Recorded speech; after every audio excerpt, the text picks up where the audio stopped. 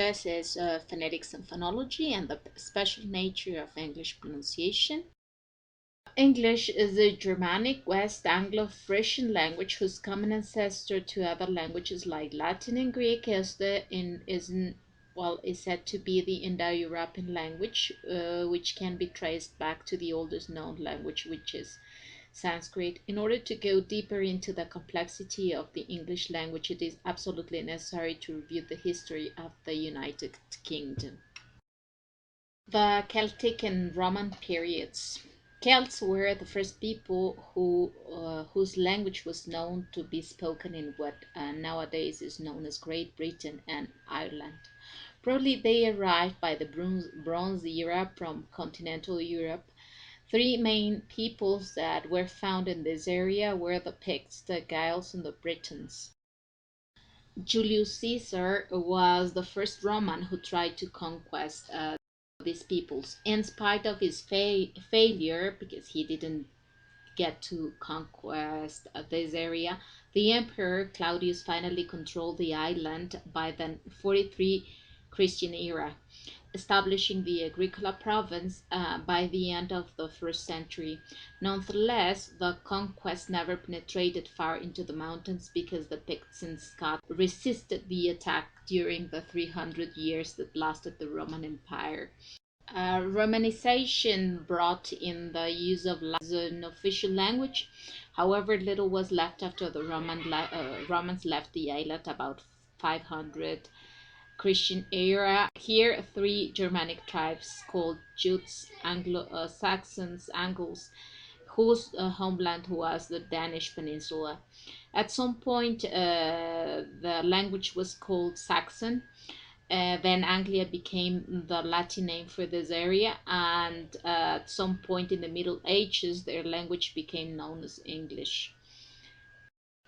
Once the Germanic tribes invaded Britannia, Roman towns were burnt and not rebuilt because the newcomers were more attracted by hunting and agriculture.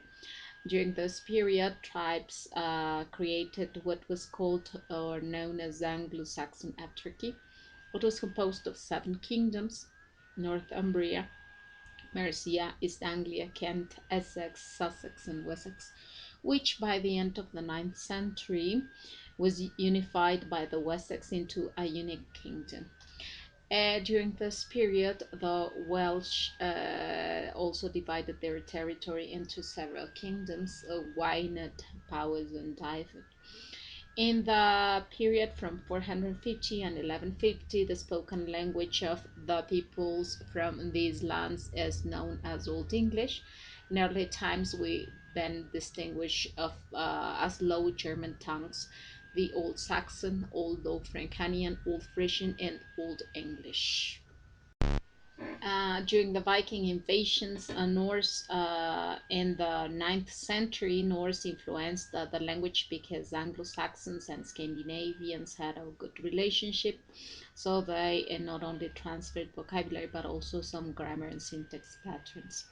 The vocabulary of Old English is almost purely Germanic. When the Romans brought French into England, most of the Old English vocabulary appropriate to literature and learning vanished and was replaced by words borrowed by French and Latin, giving origin to what was known as Middle English that lasted from 1150 to 1500.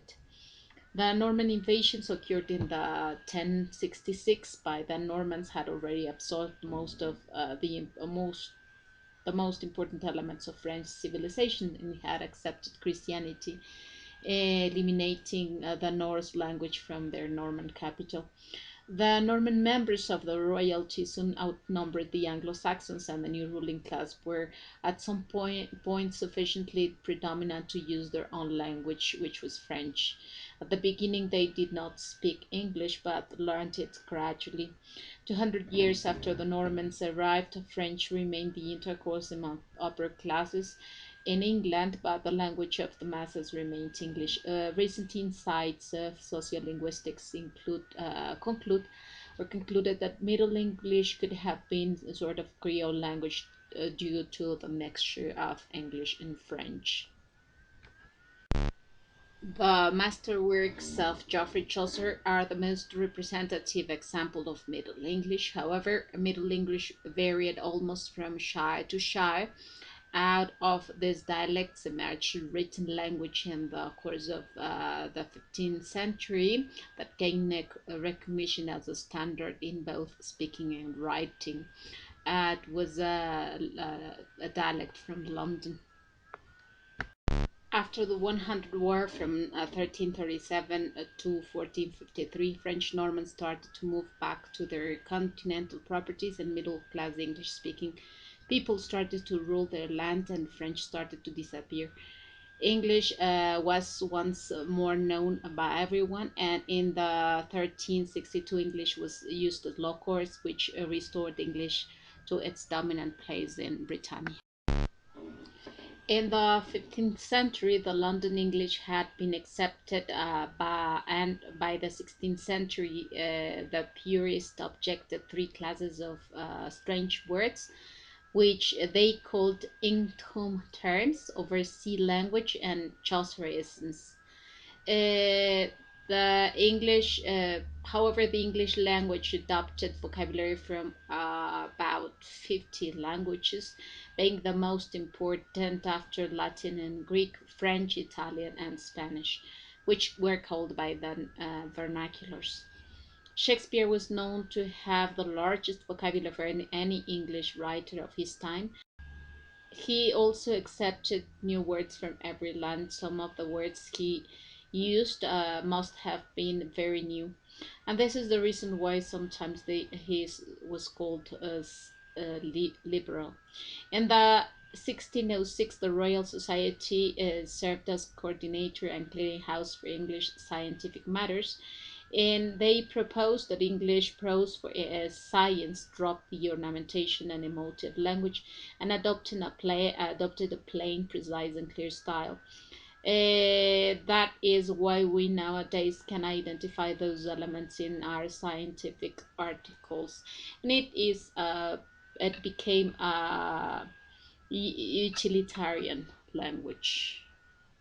It can be observed that the English language has undergone major changes, but can be traced from Sanskrit, Germanic languages, and some patterns adopted from its two major influences, which were Greek and Latin. And there we have here a table that we are the first represents English, Old English. Then we have Modern English, Gothic or Middle English. The next column is Latin, Greek, and Sanskrit. And here we can observe that Gothic or Middle English is similar, at least in some points, like Sint and East, and the modern German language.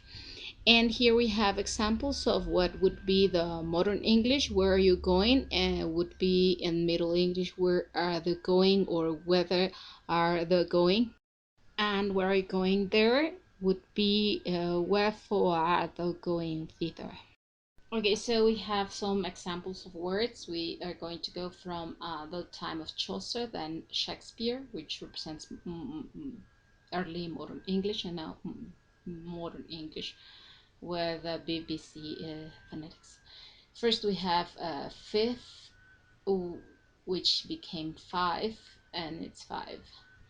And then Mada became mead, and it's mead yet. Clanna became clan, and then now it's clean. Name became name, and then it's name. Gotha became got, and then coat. Root, Rota became root, and adds root. Doon became down, and adds down. Okay, so I'll leave it for today. Thank you very much for watching, and well, this is the first part. I'll do the second part. Bye bye.